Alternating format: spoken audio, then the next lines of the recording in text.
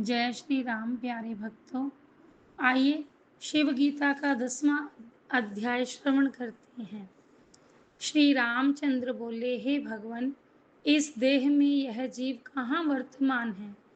यह कहाँ से उत्पन्न होता है और इसका क्या स्वरूप है, सो आप कहिए।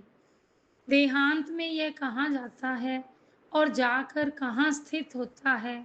फिर देह में किस प्रकार आता है या नहीं आता, सो आप कहिए। श्री भगवान बोले, हे महाभाग, बहुत अच्छी बात पूछी है, जो गुप्त से भी गुप्त है, जिसे इंद्र आदि देवता और ऋषि भी कठिनता से नहीं जान सकते।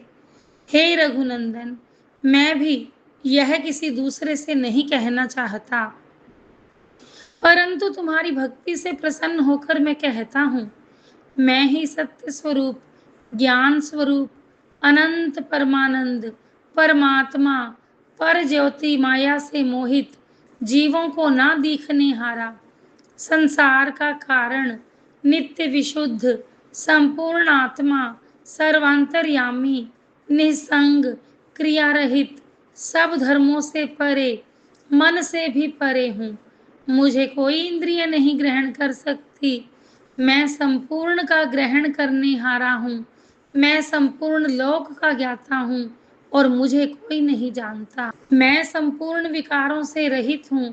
बाल्य, यौवन आदि परिणाम आदि विकार भी मुझ में नहीं है। जहाँ मन के सहित जाकर वाणी निवृत्त हो जाती है, उस आनंद ब्रह्म मुझको प्राप्त होकर यह प्राणी फिर कहीं से भी भय को प्राप्त नहीं होता है।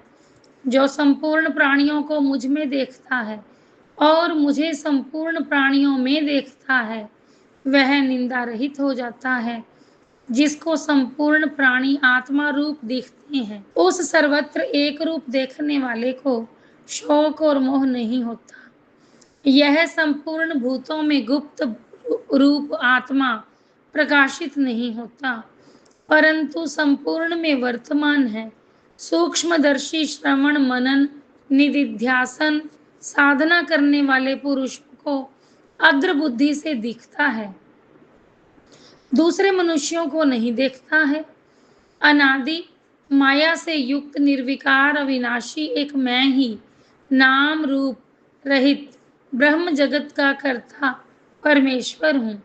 जिस प्रकार अविद्या के साक्षीभूत ज्ञान पर स्वप्न में त्रिलोकी की कल्पना की जाती है, इसी प्रकार मुझ में यह सब जगत उत्पन्न होकर दिखता, स्थिति पाता और लय हो जाता है। अनेक प्रकार की अविद्या के आश्रय होकर जीव रूप से भी मैं ही निवास करता हूँ। 5 कर्मेंद्रिय, 5 ज्ञानेंद्रिय, मन, बुद्धि, अहंकार, चित्त, यह चारों पंच प्राण, ये सब मिलकर लिंग शरीर को उत्पन्न करते हैं। उसी लिंग शरीर में अविद्या युक्त यह चैतन्य का प्रतिबिंब पड़ता है।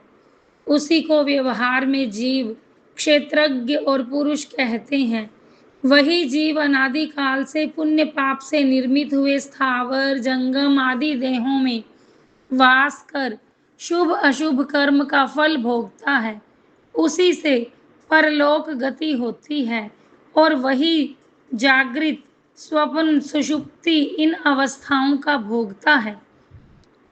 जैसे दर्पण के मलिन होने से मुख भी मलिन दिखता है, इसी प्रकार अंतःकरण के दोषों से आत्मा विकारी दिखता है। अंतःकरण और जीव, इन दोनों के परस्पर अध्यास के कारण और एक भाव का अभिमान करने से परमात्मा भी दुखी सा प्रतीत होता है। वास्तव में सब दुख का धर्म अंतःकरण में है, जीव में नहीं।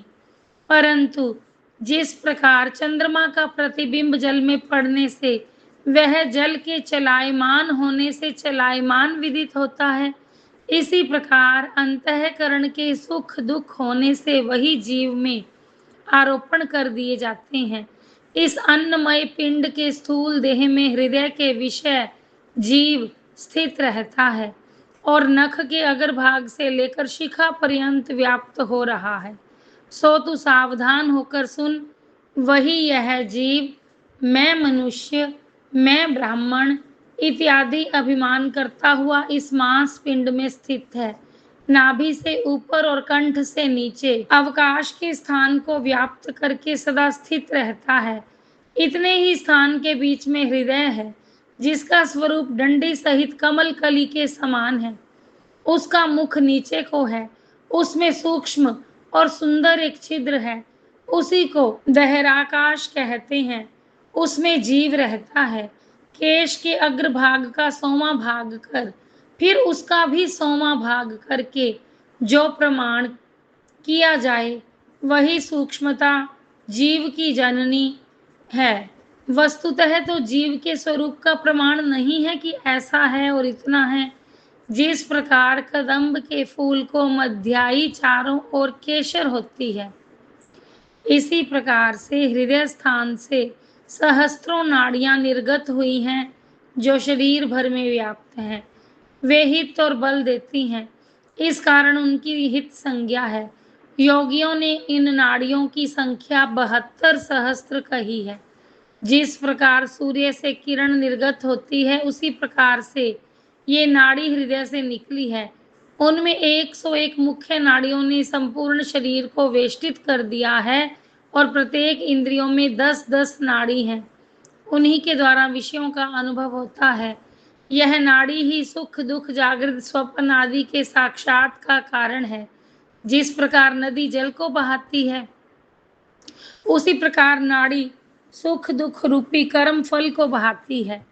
इन 101 नाड़ियों में से एक नाड़ी ऊपर अनंत नाम बहाती है, ब्रह्मरंध्र तक पहुंच गई है, जो अनंत अर्थात सुषुम्ना नाम की नाड़ी है।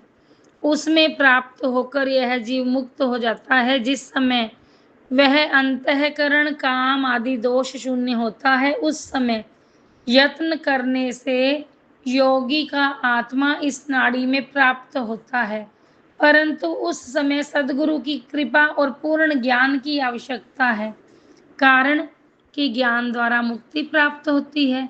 जिस प्रकार से राहु अदृश्य रहकर भी चंद्रमंडल में दिखता है, इसी प्रकार सर्वत्र रहने वाला आत्मा लिंग देह में ही प्रतीत होता है। अपने किए उन कर्मों के अनुसार जागृत आदि अवस्था में सुख दुख का साक्षात्कार जीव करता रहता है।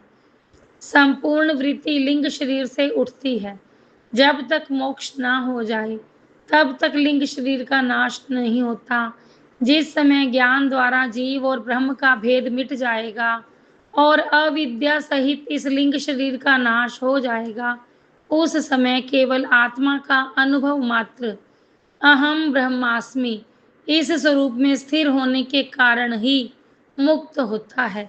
जिस प्रकार घट के उत्पन्न होते ही घटाकाश उसमें प्राप्त हो जाता है और उसके नष्ट होने से वह अपने स्वरूप में अवस्थान करता है, इसी प्रकार माया के नष्ट होने से आत्मा अपने स्वरूप में अवस्थान करती है और जब जागृत अवस्था में भोग देने वाले कर्मों का क्षय होकर स्वप्न काल में भोग देने वाले कर्म जागृत समय के देह गेह आदि विषय के साक्षात्कार करने वाले ज्ञान को छिपाकर जब जागृत होते हैं, तब इस प्रकार से परमेश्वर की इच्छा से पूर्व अनुभव किया हुआ स्वप्न समय के विषय का जागृत होने पर यह मायावी अविद्योपाधि जीव माया की निद्रा के योग से जागृत अवस्था में भी स्वप्न से भिन्न स्वरूप अवस्था की ओर देखता है।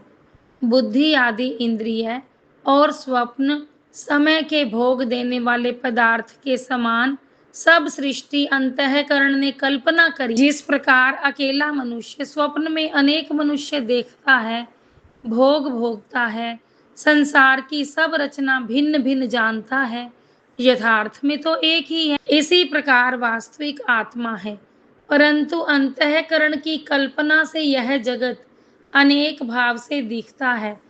इन सबको देखने हारा स्वयं ज्योति आत्मा साक्षी रूप से सब में वर्तमान है। इस अवस्था में अंतःकरण आदि सर्व पदार्थों की वासना भावना से की हुई असत्य होने से वह वासना रूपी ही है।